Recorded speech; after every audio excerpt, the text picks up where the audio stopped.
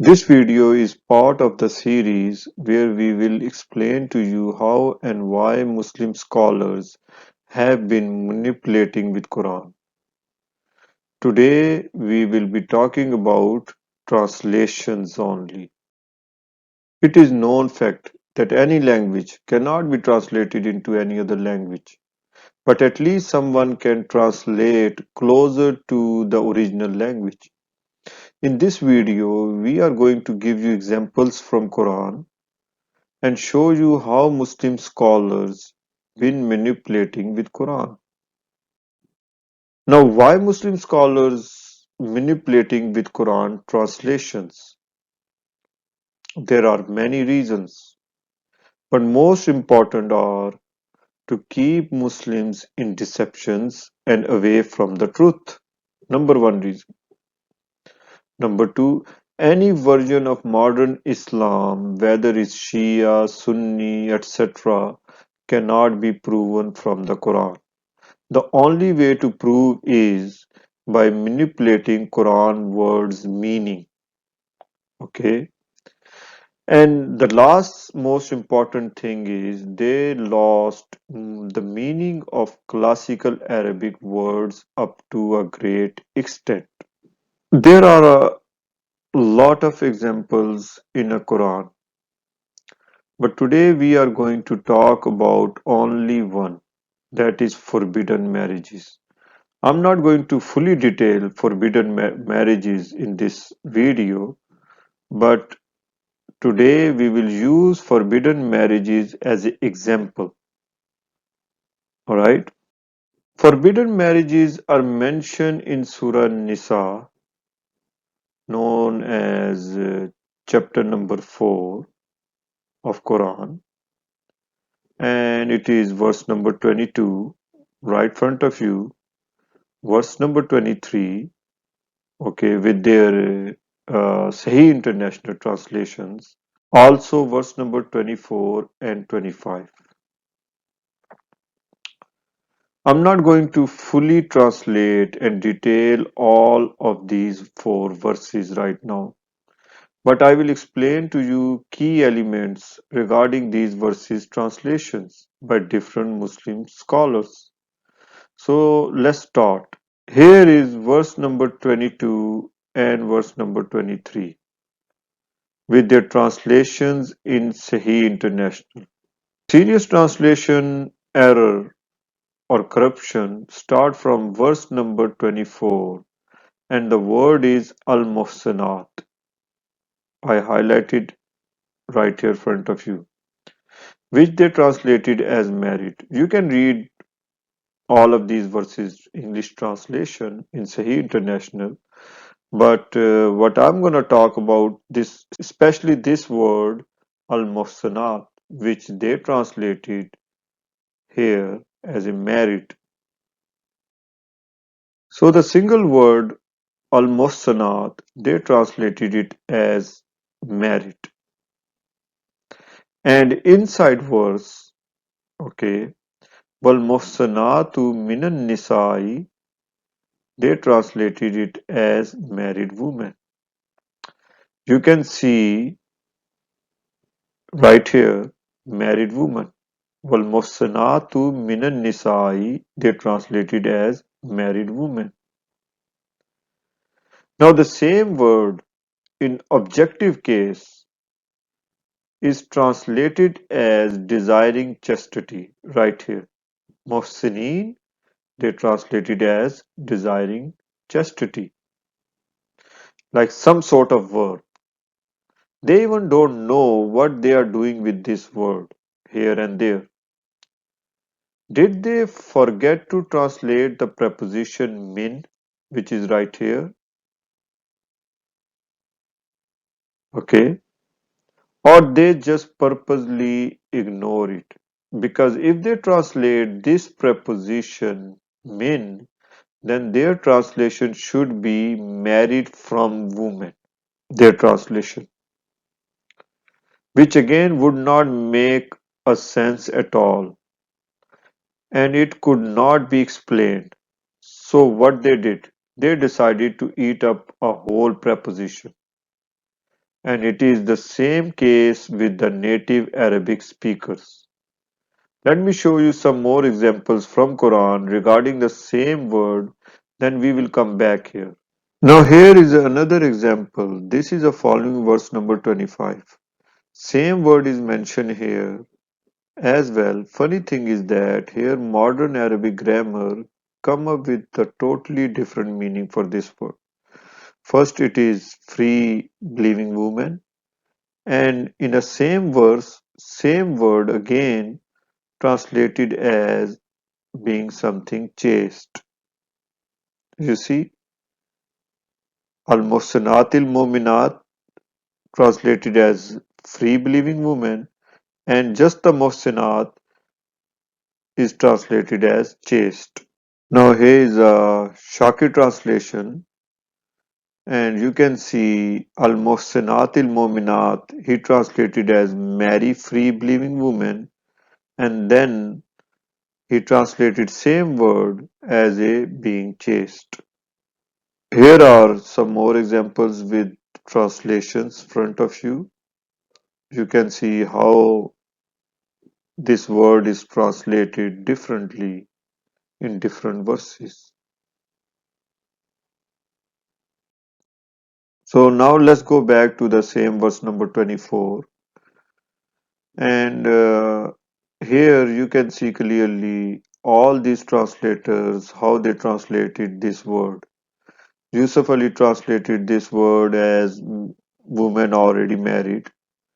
Okay, then desiring chastity, Piktal, married woman, and wedlock. Then also Shakir and Karai, all these translators are talking different meaning of this word, giving you guys different meaning of this word. Now the same word is translated as desiring to be chaste, muhsinin, desiring to be chaste. Look how they're lying to themselves. Both words are actually noun. Only different here is that it is a nominative case and here it is accusative case. That's the only difference. And you can see both are translated differently. Here is an example of Arabic tafsir that so-called is an explanation of Quran. You can search this online, but it pretty much means the same as what you read in English translation. Some are even more worst explanation of Quran in Arabic language actually. I do not want to get into it right now because then I have to explain you Arabic tafsir as well.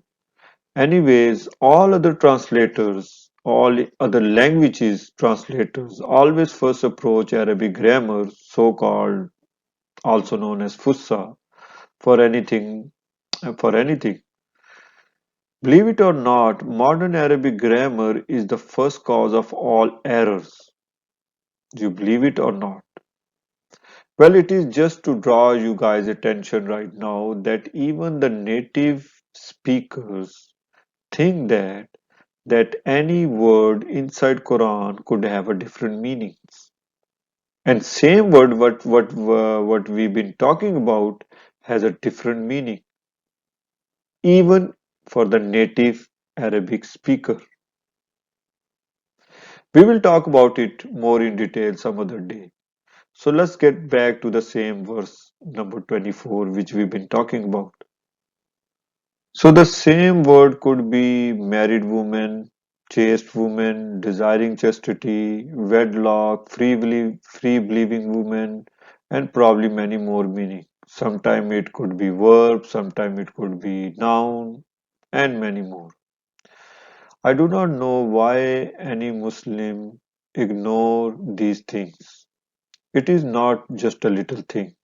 This is a purposeful manipulation, and it make a lot of difference in understanding of revelation.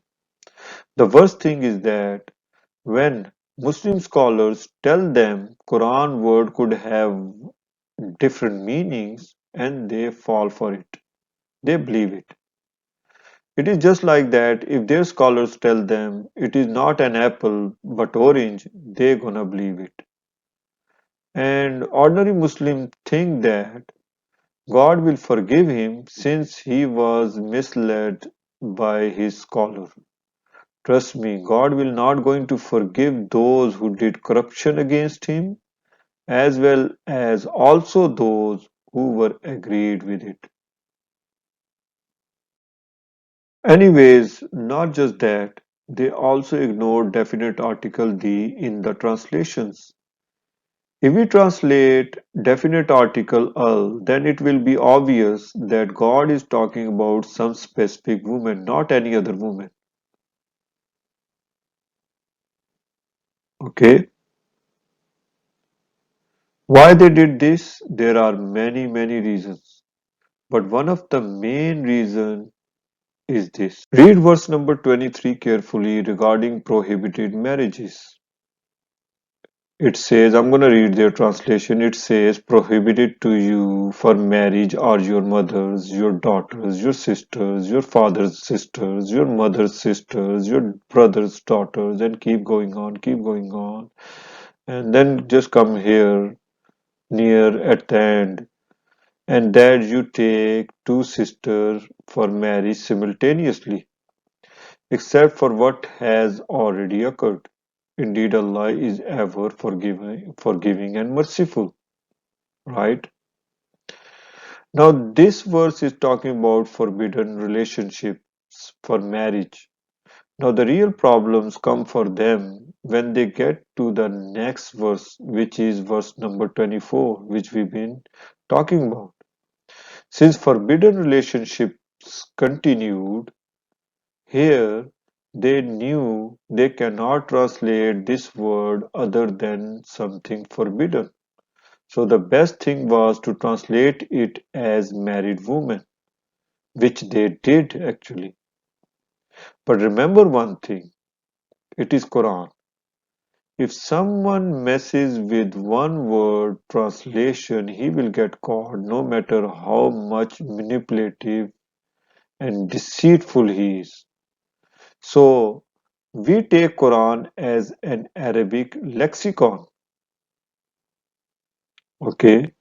And same time we set aside modern Arabic when it's come to understanding the Quran. So what is the true meaning of this word? It is the virgin from the female, or you can say unmarried ones from the female. Even though previous verse is talking about forbidden marriages, like women you're not supposed to marry, I would still say this word meaning is virgin or unmarried ones. Okay, because both have same meaning actually. If somebody is virgin or somebody never married, as long they are, you know, honest. So from the female. So what does that mean? Is God forbidding us from marrying virgin females? I would say no. It is not for us actually. It is not all virgin female. God is forbidding them, those people who were there during the time of this revelation, from marrying specific virgin females, specific certain female, because there is al use, there is a definite article use here. Okay, so they were forbidden to marry those specific female for a reason. What we need to do is pay close attention to this whole phrase from the beginning of this verse. Definite article al is used here. This tells us that God is talking about some specific females, not any other female. But who are these specific female which God forbade at a time of this revelation from marrying? It is very important to know. Okay. The definite article the use, which is al in Arabic, okay, and also God is talking about some specific woman here because of definite article use in the verse.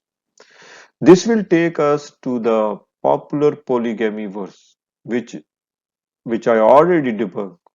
Polygamy, which I already debunked in other sermon. You can watch it for more explanation.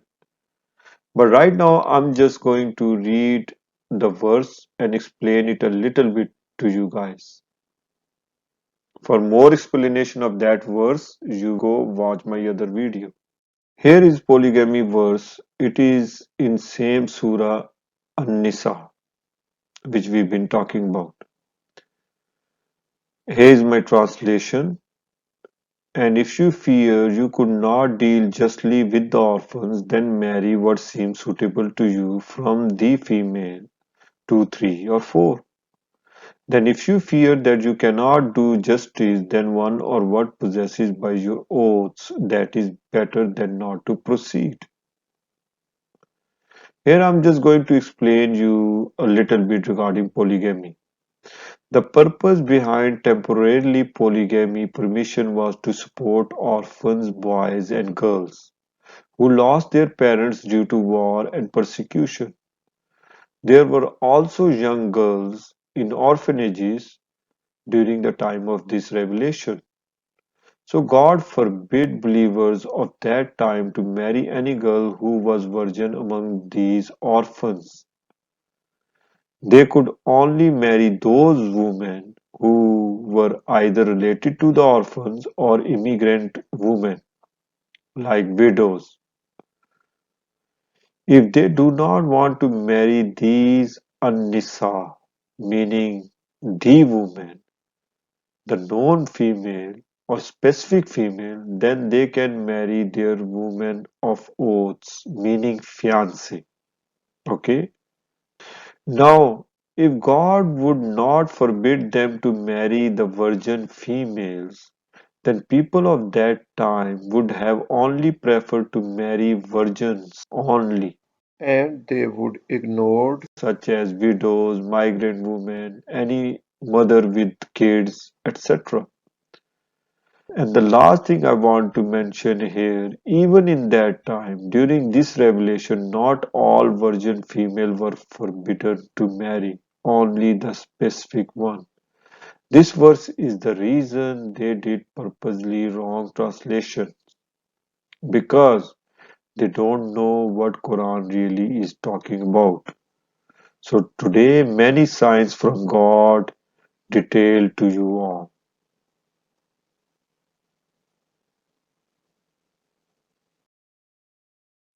Thank you for watching.